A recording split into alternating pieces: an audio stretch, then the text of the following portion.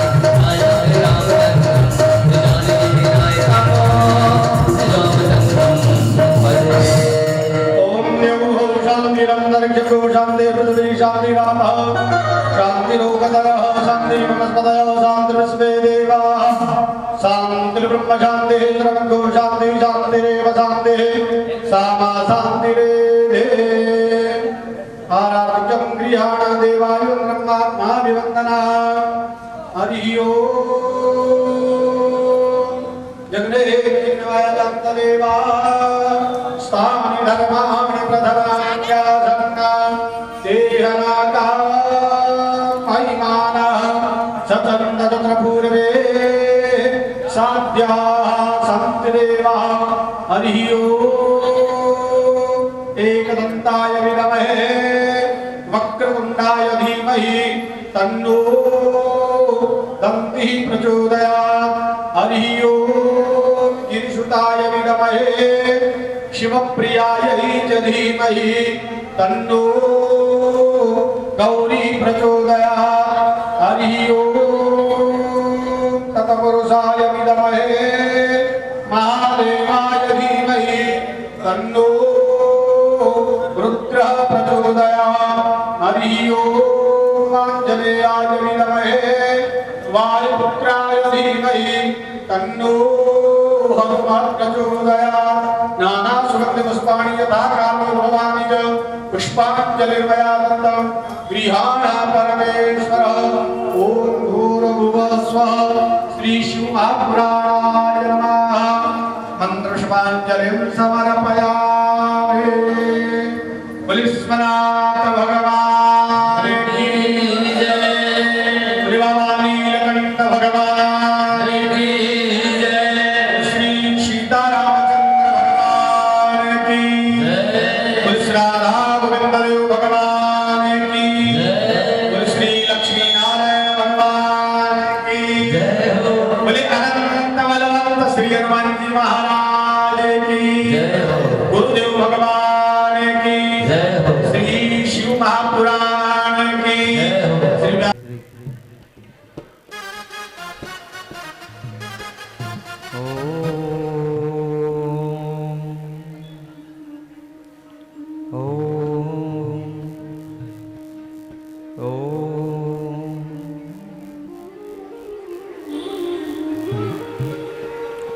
स्वस्ति श्री गणेशाय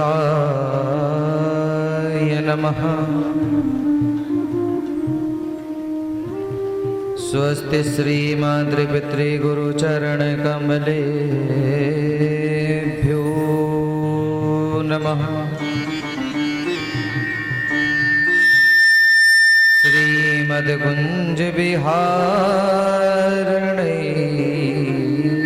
नमः।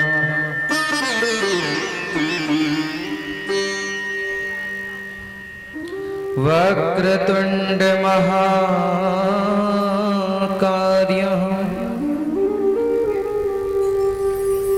सूर्यकोटि समप्रभः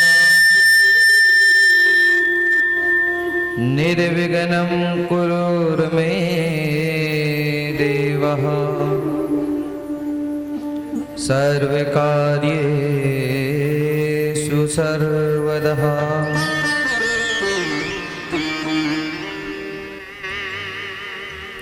गुरुर्ब्रह्मा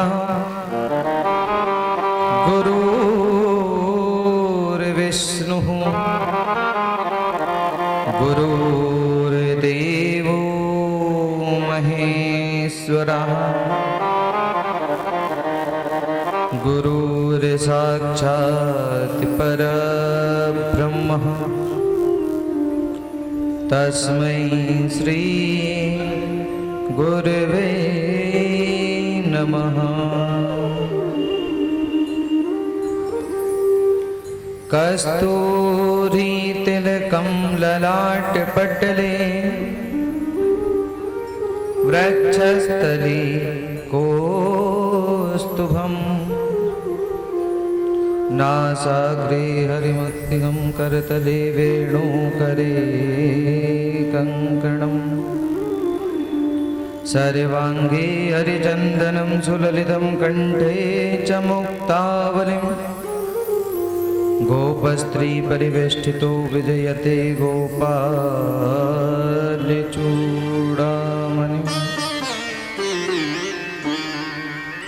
अतुलितबलधामं हेमशैलाम्बदेहं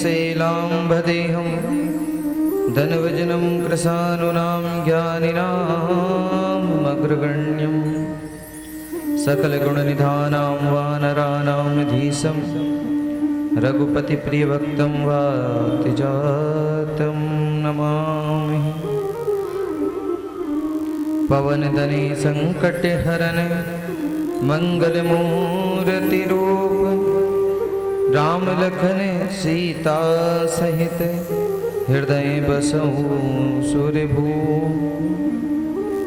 मृत्युंजय महारुद्रात्रायिमां शरणागतं जन्म मृत्यु जरा व्याधि पीडितं कर्म बंधने।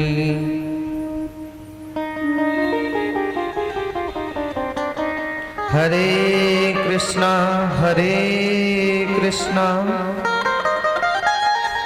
कृष्णा कृष्णा हरे हरे हरे राम राम राम हरे हरे। जिनके सुंदर नाम से पूर्ण हो सब काम, ऐसे दीन दयाल को बारंबार प्रणाम। अनंत कोटि ब्रह्मांड नायक जगदीश्वर सर्वेश्वर सर्वाधिपति निकुंजेश्वर राधारमण वादाहरण चिदाधार निर्विकार अकारण करुण करुणावरुणालय भक्तवांछे जिसकी दिव्य वांग्मय मूर्ति शिव महापुराण की पोथी। आइए दूर दूर से पधारे हुए संतजन भक्तजन विप्रजन सुरतजन अथवा हमारी आनंद स्वरूपा माता बहनें भाई बंधु जिनके हृदय में विराजमान मेरे ठाकुर जी के चरणों में सादर प्रणाम। आयोजक संयोजक उनको भी बहुत बहुत धन्यवाद। आज के जजमान देवता उनको भी बहुत बहुत धन्यवाद। अथवा हमारे मंदिर के पुजारी जी आचार्य जी महाराज के चरणों में सादर प्रणाम। उनके साथ विप्रों को प्रणाम जो भी जैसी सेवा दे रहे हैं। साउंड वाले भैया हमारे वीडियो शूटिंग वाले भैया उनको भी व्यासपीठ से बहुत बहुत धन्यवाद। सभी का आभार व्यक्त करती है शिव महापुराण की पोथी। आइए हम सब कथा में एकत्रित हुए हैं तो क्यों ना मन और वाणी को पवित्र करने के लिए कुछ क्षण नाम भगवान का संकीर्तन हो जाए। उसके तत्पश्चात हम कथा में प्रवेश करें। सरस किशोरी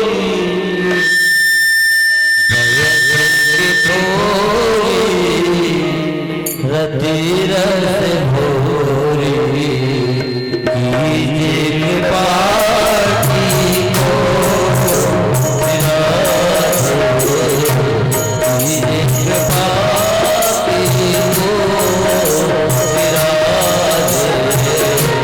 कीजिए कृपा की को कीजिए कृपा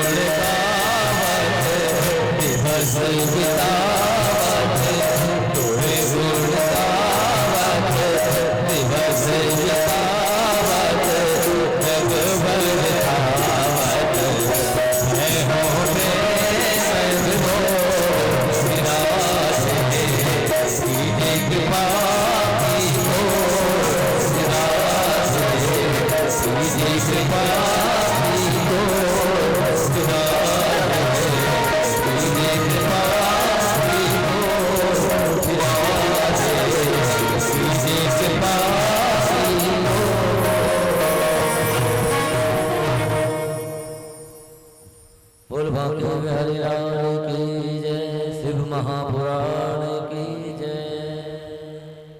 हर हर महादेव हर हर महादेव हर हर महादेव। ओम नमः शिवाय ओम नमः शिवाय ओम नमः शिवाय ओम नमः शिवाय ओम नमः शिवाय ओम नमः शिवाय ओम नमः शिवाय ओम नमः शिवाय।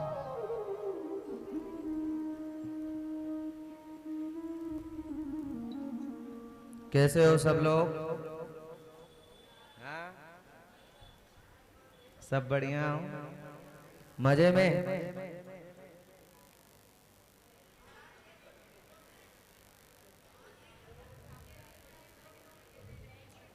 एक माता जी बोल रही थी, बोले महाराज जी पता ही नहीं पड़ता दिन और रात कब चले जावे।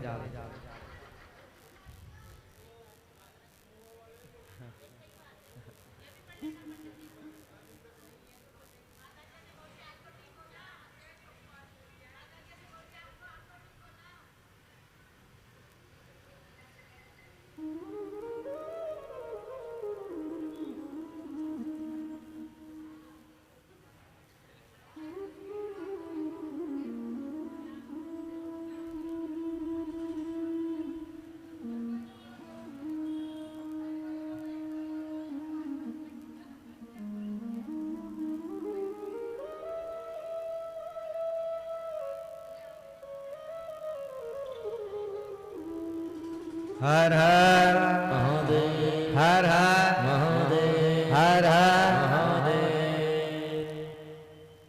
तो बता रहे थे कि महाराज जी समय पता ही नहीं पड़ता है, कैसे 6-7 दिन निकल गए।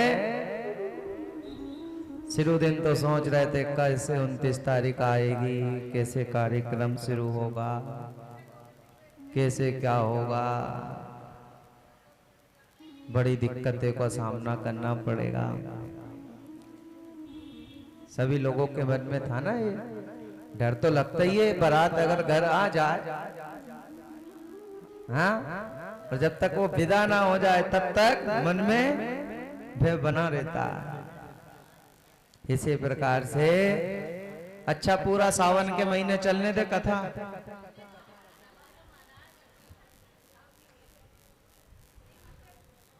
हर हर हर हर हर हर।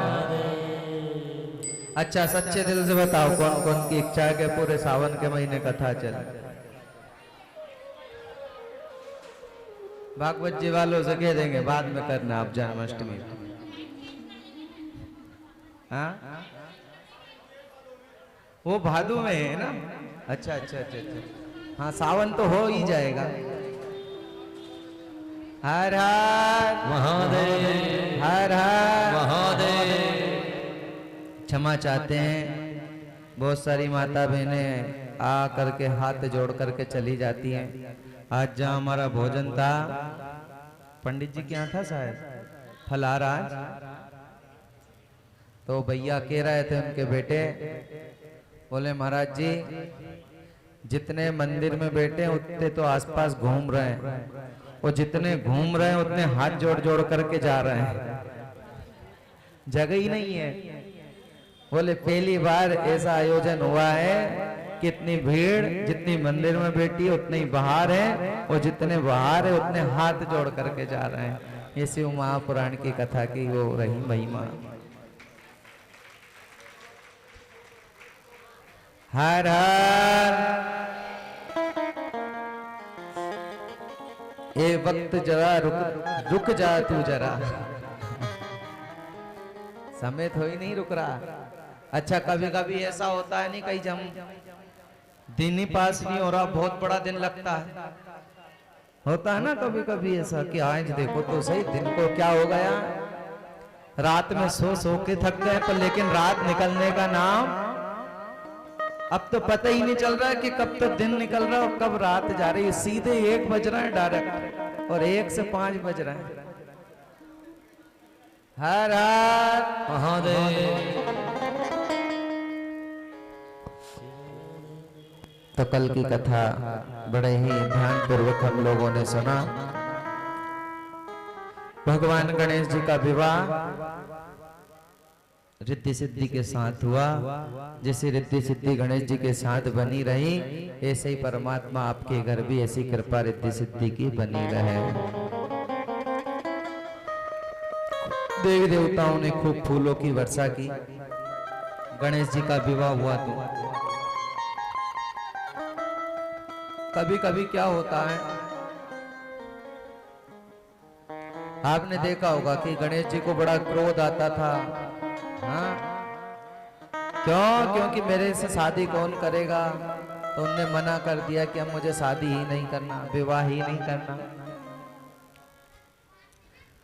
हमारे देहात में कहा जाता है बच्चा बिगड़ने लगे तो महाराज उसकी शादी, बहू आएगी तो अपने आप सुधर जाएगा।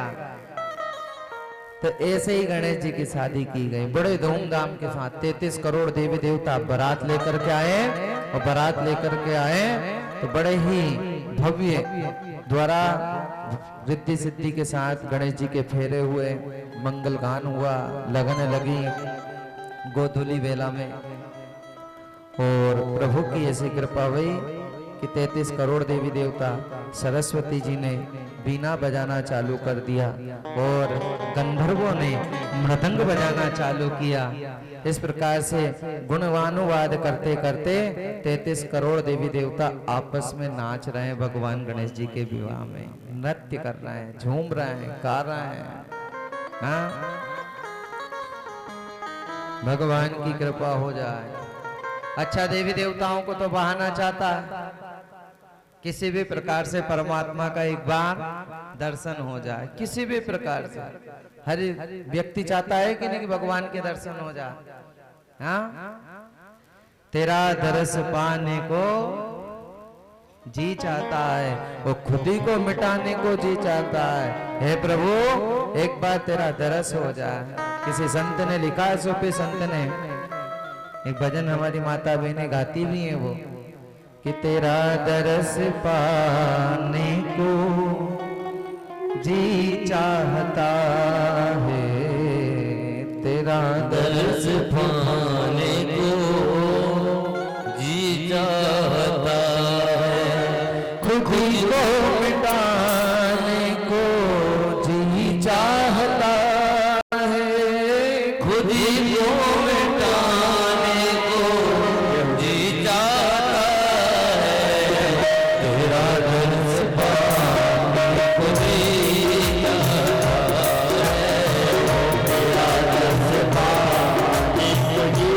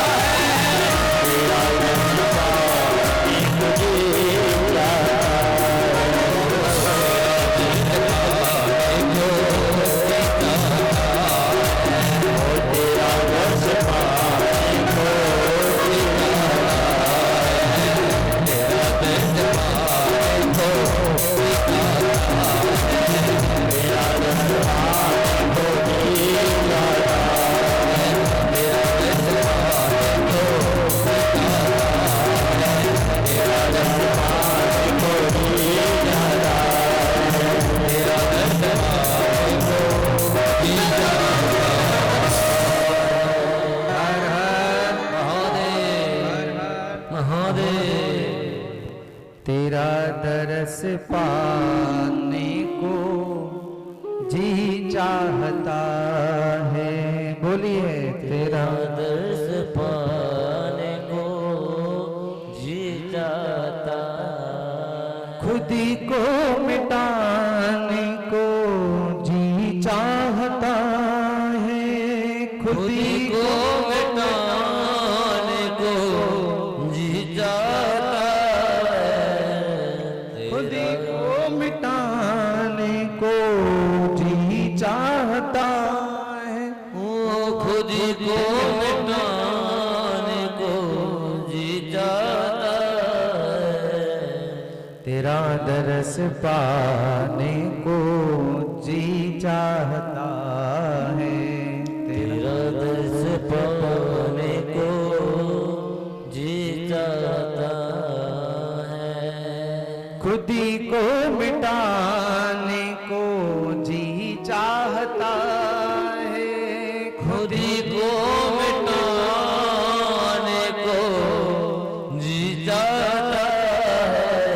तेरा दरस पाने को जी चाहता है। तेरा दर्श पाने को जी जाता। पिला दो हमें भोले मस्ती के प्याला। पिला दो मुझे भोले ये मस्ती के प्याले। मस्ती में डूबने को जी चाहता है। मस्ती में आने को जी चाहता है। तेरा दरस पाने को जी चाहता है।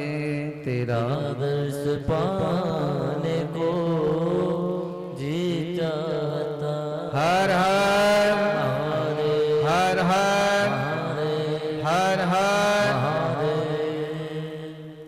कौन कौन चाहते हो कि भोलेनाथ के दर्शन हो जाए? हाँ, सभी चाहते हो? अच्छा ये बताओ, ये कथा हो रही तो भोले की तो कथा है ना? हाँ? अब अगर इसमें अगर हमें दर्शन नहीं हो पा रहा है तो फिर कभी दर्शन भी होना नहीं है। साक्षात भगवान भोलेनाथ क्या त्रिशूल डमरू लेकर के आएंगे तभी मानेंगे कि भोलेनाथ है। अरे वो तो ना जाने अनेक रूप में आता है, एक रूप में नहीं है। उसे पहचानने वाला होना, पहचानने वाला होना।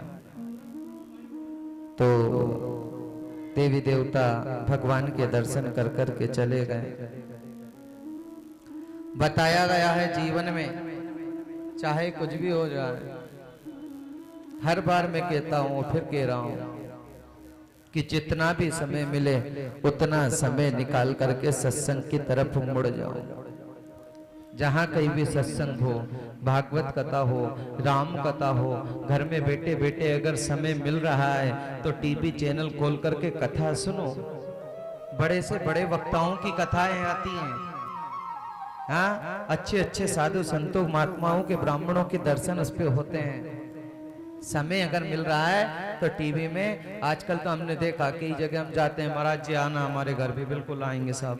अब जब उनके घर जाते हैं तो टीवी पे वो 9X वो कौन सा चैनल है चलता है, आस्था तो चलता नहीं है उनके घर। हमने कहा ये क्या चल रहा है? उन्होंने कहा गुरुजी महुआ चैनल चल रहा है। क्या बजा रहे हो भैया? बोले मुन्नी बदनाम हुई गाना बज रहा है वहां। बोलो अब वहां भजन नहीं चल रहे हैं। कितना अच्छा चैनल है आस्था, बताओ। आजकल की बहुएं भी ऐसी आ रही है कि गाने सुन सुन करके नाच रही है टीवी चला चला कर। बोलो किसी भी प्रकार से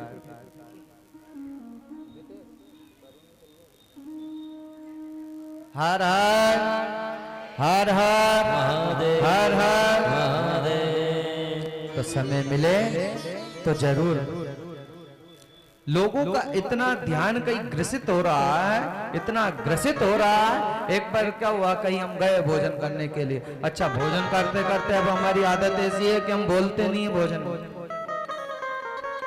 भोजन करते समय हम बोलते नहीं है।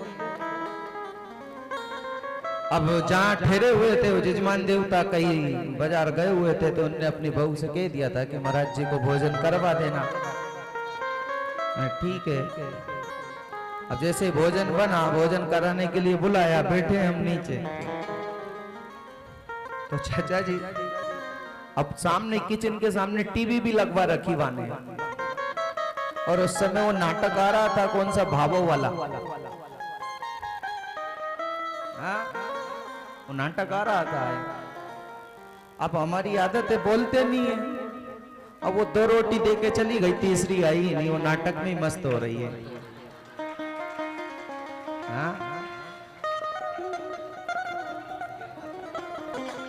हाँ दिया बाती का हरा हरा। अब बताओ,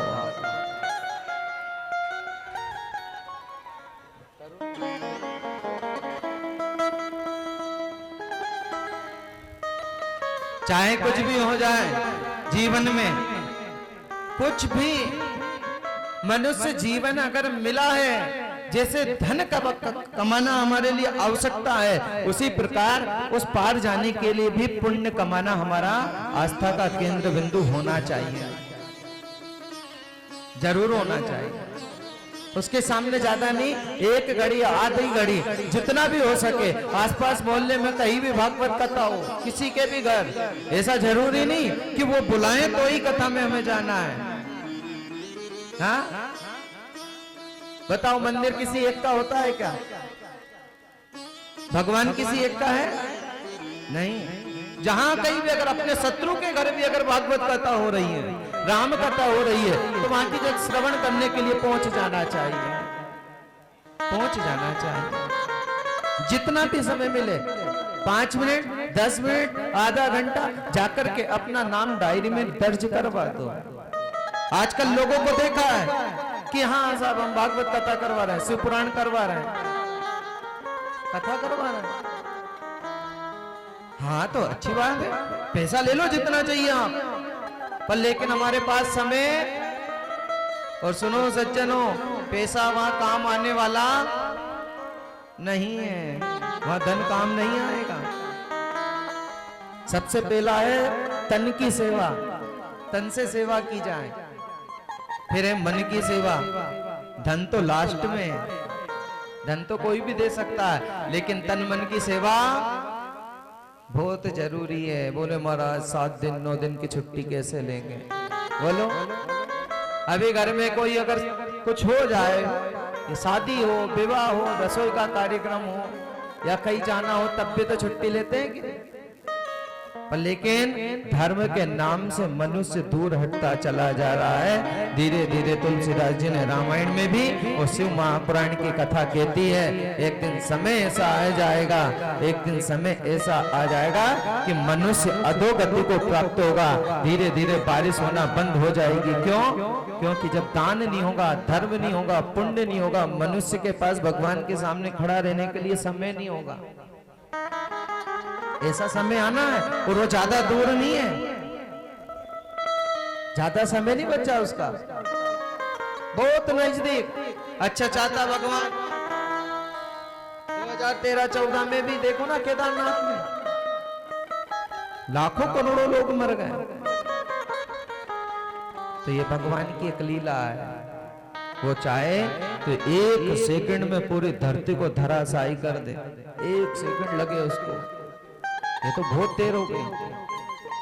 और 1 सेकंड में चाहे तो सृष्टि का पालन पोषण संहार भी कर सकता है। तो ये मेरे भोलेनाथ की कथा है। कुछ भी हो जाए, धर्म से पीछे मत हटो। शिव पुराण में एक कथा आती है मोरध्वज राजा की। शिव पुराण में राजा मोरध्वज की कथा आती है। यमराज ने भगवान से पूछा कि प्रभु, इस दुनिया में आपसे सबसे बड़ा भक्त कौन है? कोई ऐसा भक्त है जो मैं मांगू वो दे दे? बोले इस दुनिया में अगर सबसे बड़ा दानी राजा अगर कोई है, उसकी दिल्ली के ऊपर कोई भी चला गया, अभी तक वो भूखा प्यासा वहां से नहीं लौटा। जो मांगा जिसने उसे दिया गया। हमारी तो दिल्ली पे आ जाए तो हमें बेकार लगता है कोई, हाँ? मांगने वाला आ जाए तो गेट ही ना खोले, उसकी आवाज ही ना सुने। पर मोरध्वज राजा ऐसे थे, अयोध्या के राजा थे मोरध्वज भी, कि कोई दिल्ली पे जाकर के खड़ा हो गया तो निराश नहीं लौटा वहां से, चाहे बने प्राण गए तो गए। अनेक कथाएं शिव महापुराण की पोथी में भरी हुई हैं, अनेक। देखा सनत कुमार जी कहते हैं व्यास जी से, सनत कुमार जी यमराज भगवान नारायण के पास गए कि इस दुनिया में सबसे बड़ा भक्त कौन है, सबसे बड़ा दानी राजा कौन है? तो उन्होंने कहा अगर सबसे बड़ा दानी राजा है तो वह है अयोध्या के राजा मोरध्वज। बोले मुझे विश्वास नहीं होता, परीक्षा लूंगा। कैसी परीक्षा भैया? बोले उनका बेटा मुझे चाहिए। क्या चाहिए? मुझे उनका बेटा चाहिए। मोरध्वज राजा ने कहा ठीक है। भगवान ने कहा चलो लेते हैं परीक्षा। तो भगवान तो बन गए एक दंडी का रूप, साधु का रूप ले लिया भगवान ने, और यमराज क्या बने? सिंह। यमराज क्या बने? सिंह। और भगवान का नाम जाप करते करते वो संत और वो सिंह वहां से निकल पड़े। और जैसे ही निकले अयोध्या के द्वार पे आए और मोरध्वज राजा के द्वार पे आकर के आवाज लगाई, राजन भिक्षा न दही, भिक्षा चाहिए। मोरध्वज राजा दौड़े दौड़े आए, बोले महाराज क्या चाहिए? आप कहो तो 56 प्रकार का भोग बनवा दो, आप कहो तो अगर फलारी करते हो तो फल बुलवा दो। बोले नहीं, तेरे जैसे ऐसे हजारों राजा हमें मिल चुके हैं। ऐसे कहने वाले तो हजारों राजा हो चुके हैं, पर नहीं। और हम भोजन वहां करते हैं कहां? सुन ले राजन, पहले जिस राज्य में जिस राजा का इकलौता लड़का हो और उस इकलौते लड़के को दोनों पति पत्नी आरे से आधा चीर करके एक फांक हमारे शेर के सामने डाल दे तो हमारा शेर खाता है, अन्यथा वो भूखा ही रहता है। वो भूखा तो हम भूखे, अगर शेर भूखा है तो हम भूखे। राजा की आंखों में आंसू आ गए। जिस पिता का एक ही बेटा हो और उसे भी दान में मांग लिया जाए, चलो दान में मांगे तो ठीक है, पर अपने ही हाथों से चीर करके आरे से और सिंह को खिलाना। बोले दिया नहीं हटे पीछे। हे मेरे विधाता, शायद ऐसा लग रहा है ये मेरी आखिरी परीक्षा हो। हमारे पास तो थोड़ा सा दुख आ जाए तो हम घबरा जाते हैं, कष्ट आ जाए तो हम घबरा जाते हैं, पर लेकिन मोरध्वज राजा क्या कह रहे हैं? प्रभु शायद ऐसा लग रहा है कि मुझे अंतिम पड़ाव की परीक्षा और देना है। तो मैंने दिया। बोले नहीं, पहले अपनी रानी से पूछो, क्योंकि पत्नी भी जितना हक तुम्हारा बेटे के ऊपर है उतना ही हक माँ का भी है उस बेटे के ऊपर। पत्नी से जाकर के पूछो। मोरध्वज राजा गए और जाकर के रानी उस समय रसोई बना रही थी, भोजन बना रही थी। महाराज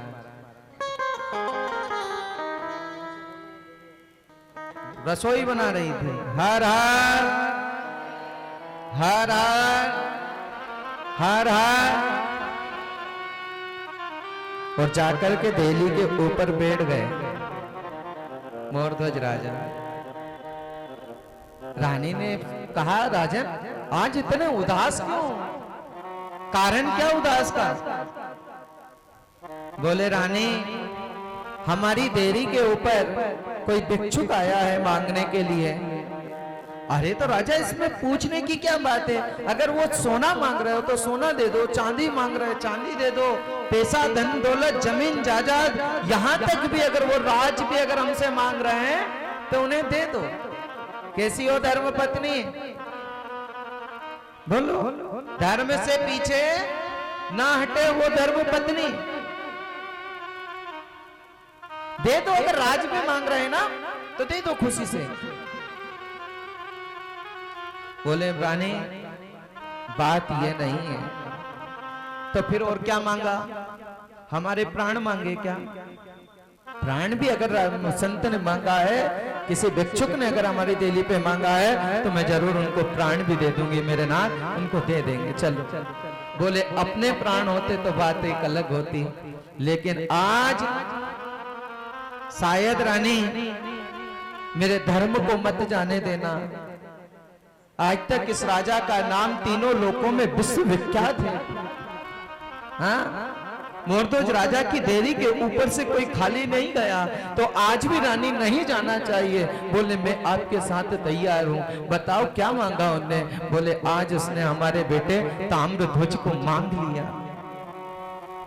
अरे खुशी की बात है, संत के साथ अगर हमारा बेटा जा रहा है तो हमारी 21 पीढ़ी का उद्धार हो जाएगा। दे दीजिए उन्हें, दे दो। बोले ताम्रध्वज को ऐसे नहीं मांगा रानी। राजा ने आंखों में आंसू भरते हुए कहा देवी आज हमारे बेटे को उन्होंने आधा चीर करके सिंह को खिलाने के लिए मांगा है। रानी कैसी हो?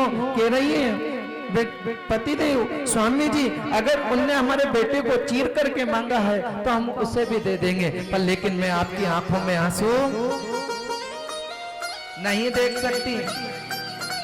धन्य है वो मां जिसने अपने धर्म को जाने नहीं दिया और पति से कह दिया कि चलो। बेटे को बुलाया, बेटा ताम्रध्वज हमारे पास आ। जैसे ही ताम्रध्वज को बुलाया वो संत के पास, जहां संत देरी के ऊपर खड़े हुए हैं, जहां शेर खड़ा हुआ है। चाहता तो बच्चा शेर देख करके डर जाता, लेकिन नहीं, मेरे पिता ने मुझे दान कर दिया है, अब मुझे डरना नहीं है। ऐसा क्षत्रिय खून था। महाराज जैसे ही आरा लेकर के आया सेवक, तो संत ने कहा सुनो, आरा चलाते समय एक भी आंसू दोनों पति पत्नी के आंखों से नहीं गिरना चाहिए। एक आंसू भी, एक अगर आंसू गिर गया तो फिर मेरा सिंह भोजन नहीं करेगा, मेरा सिंह भोजन करने वाला नहीं है। बोले ठीक है महाराज। बीच में बेटे ताम्रध्वज को खड़ा करा, एक तरफ राजा खड़ा हुआ, दूसरी तरफ रानी खड़ी हुई। तो आरा उठाया और बेटे के सिर के ऊपर रखा। एक तरफ से रानी खींच रही है, दूसरे तरफ से राजा खींच रहे हैं। खींचते खींचते खून के पिचकारे चल गए महाराज। आरा चल रहा, बेटा रो रहा। आरा चलते चलते खींचते खींचते खींचते एक फांक इधर गिर गई, दूसरी फांक ताम्रध्वज की इधर गिर गई महाराज। बताओ, धन्य वो माँ और धन्य वो पिता जिसने अपने धर्म को नहीं जाने दिया। उसने बेटे को उठाया, दाई फांक और दाई फांक उठा करके सिंह के सामने डाल दिया। सिंह उस फांक को खाने लगा। महाराज ये हमारा धर्म है।